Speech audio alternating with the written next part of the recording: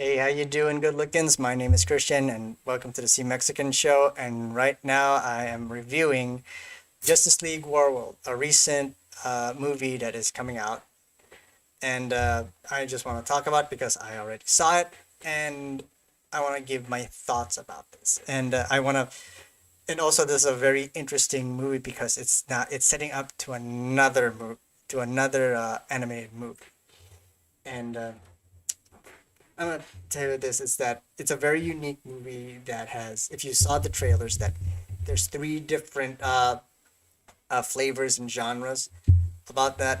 There's Wonder Woman in the Western, Batman in a very Conan slash Hyperborea type of world, and the other one would be the last one is it's in the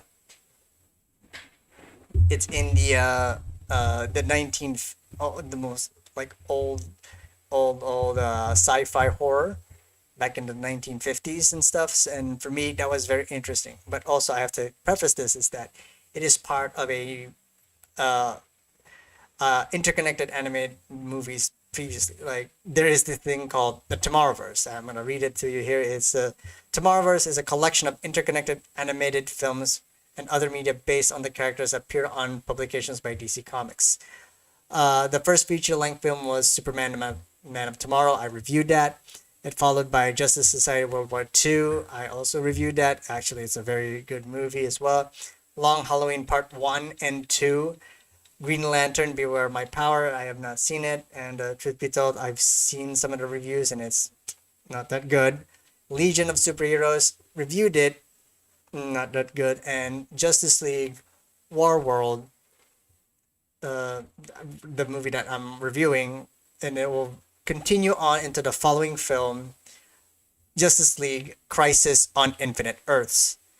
And yeah, it's a very big setup for this one glorious animated movie called Justice League Crisis on Infinite Earths. It's very big as well. It's actually an event, and the voice talents here are still the same from the previous movies. You still got Jensen Ackles still playing Batman and Bruce Wayne, Darren Criss, Clark Kent, Stana Katic as Wonder Woman, Ike Amadi from Martian Manhunter, and also Lobo's back with John DiMaggio, and Robin Atkin Downs as Mogul. That's the main antagonist of this movie. And I gotta say, it's still the same. Pretty good art style, pretty good animation. Fight scenes are actually quite good, and I really do like the different genre types when everyone was scattered, like Wonder Woman in a western. There's a lot.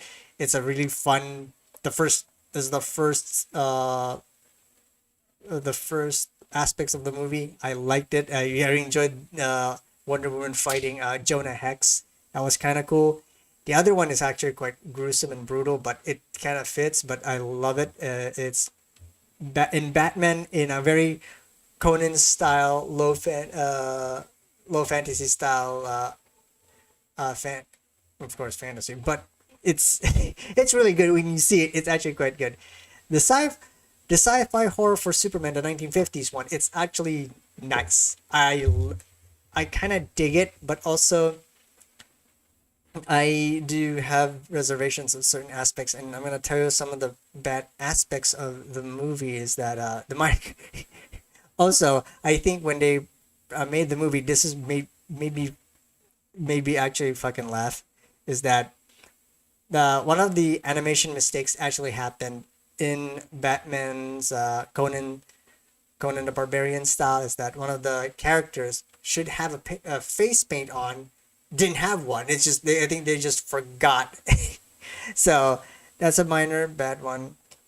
However, one thing for aspect that I kind of dislike about this movie is that this movie was somewhat was convoluted and poorly pieced together. Like in this movie is that the DC Trinity somehow lost their memory. They don't know what happened. They come together in this various forms, like Wonder Woman just went out to another area and then suddenly shifted towards Batman's version of it, and then they met up and then go, wait, how did they meet up? How did they met? There's no smoother transition and on what happened, and for me that was a bit somewhat uh, a very bad way uh, to to wave it off or go. To me, that was the most confusing aspect is that for each genre style, they did not connect it properly. And how did it got there? How did they, what those things happen from A to B to C? It's very confusing and leaving the viewer like me very confused. There's no flashback scenes once they when they all met up. We go, okay, what happened to us and how did we got there, and just explained away with exposition with no flashbacks. That this is it's a very I don't know why they skipped that part. Give us a little bit of context about this, but it didn't kind of make sense. And also, how did did Mogo capture John Jones, Martian Manhunter, and the that was way too weird. Like I said, it was felt like it was so sprinted, but no, it was poorly executed in a way. I go, and I should you not. I wanted to give this a high rating, but it kind of disappointed me that it was so disjointed. It wasn't connected properly. It didn't have a very cohesive story, and to me, this was a very big problem. It man, and then this is gonna be the a starter for the Crisis on Infinite Earth, and the how Mogul was set up, how he kidnapped Martian Manhunter, and how he got all the DC Trinity to be captured and put into the illusion. So for me, Ergo, that was lost, and for me, it was a I don't know how the team uh, conjure up the story idea, but it's a bad scenario. It's a bad story. I really wanted to like this. I'm not kidding. I like the action. There's also Lobo if you are a big fan of that character, and again misused. Just happened to just squash on by and go let it happen, and then it doesn't make any sense. And rather than say go, rather than saying this is an absolute dog shit of a movie, but no, there are interesting scenes here and there, and also the action scenes are quite good and well executed, and also well planned. But the main problem is that it was stitched together, poorly stitched together, and I and also I have to give this my rating of this movie a low matinee. I really want to make it higher to a must watch or a high matinee, but this is a terrible start, to be your starter movie heading towards Crisis on Infinite Earths, and you kind of need to make sense of what happened. This is the reasons why all of this interconnectedness that doesn't make any sense from Superman, Man of Tomorrow.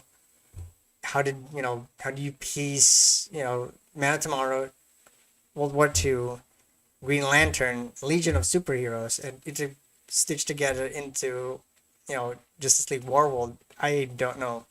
It's quite baffling to me. Is that again somewhat disappointed, but there's an enjoyable watch in this movie. So again, it is a low matinee movie, and I hope to God they land Crisis on Infinite Earth perfectly, because this is the by far the most rougher start uh, setting it up. So for me, that's my review, and I hope we see. I hope I could continue on making the reviews, and I'll see you next time. So take care now. Bye bye then.